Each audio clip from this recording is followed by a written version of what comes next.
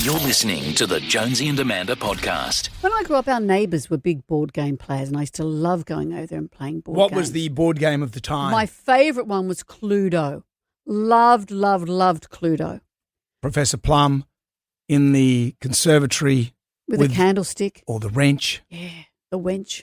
Well, Miss Scarlett, she was kind of sexy, wasn't she? She was caught in the laundry, the wench. I'm pretty sure one of my friends' dads had a sexy version of Cluedo, like a Playboy version or something like that. Pretty sure. Wow, unless you've imagined all of that this. That got a good workout. Don't mention Mousetrap. Well, so when my kids were younger, I bought a game of Cluedo, and of course, I couldn't remember how any of the rules worked. I had no patience in actually reading how the rules worked. Yeah, you got to put the person, the perpetrator. Yeah, but I understand the object and the location. I couldn't remember how the machinations of it went, that you roll a dice and where you ended up. So we just used to play guess what's in the envelope. Well, yeah, anyone could do that. I know. Well, that's what I mean. I'm lazy when it comes to board games. I was terrible. But on the weekend, it was my birthday last week, and I've got... this is why Jack didn't complete the Death Star. Don't start. That's why. Don't start. That's why. So it was my birthday, and the boys said, what do you want for your birthday? And my sons are now 22 and 24. Gosh, Liam's 25 this year. It's extraordinary to me. He's heading for cheap insurance.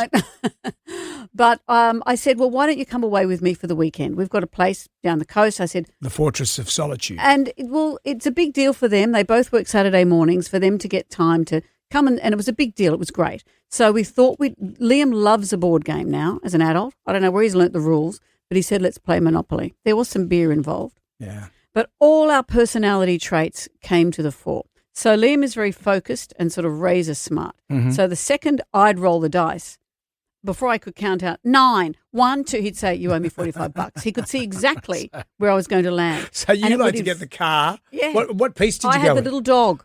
Of course you did. Jack had the flamboyant top hat. Yeah. And Liam had the money bags. Is there money bags? In this version, there was money bags. I like the car. I always go for the car. So anyway, Liam bought up everything very early on, and Jack was just fuming. And so when Liam had all this money, Jack would say, "Oh, don't count! It's rude. Don't count your money. Don't even look. Stop it!"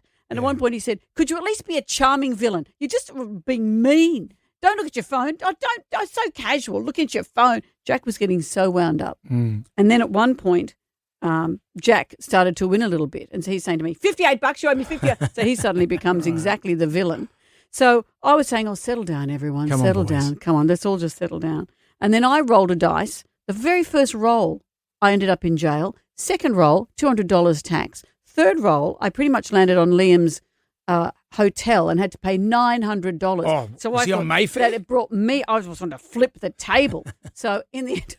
Earthquake. In my huge anger, I went to bed, and as I left the room, I heard Jack just knock a beer over all the money. There it is. So I thought, that's our family in a nutshell. All our personality types came to the fore when you play a board game. Never count your money when you're sitting at the table. That's of Kenny Rogers. That's what I said too. Which I never understood, because the gambler is just giving normal information.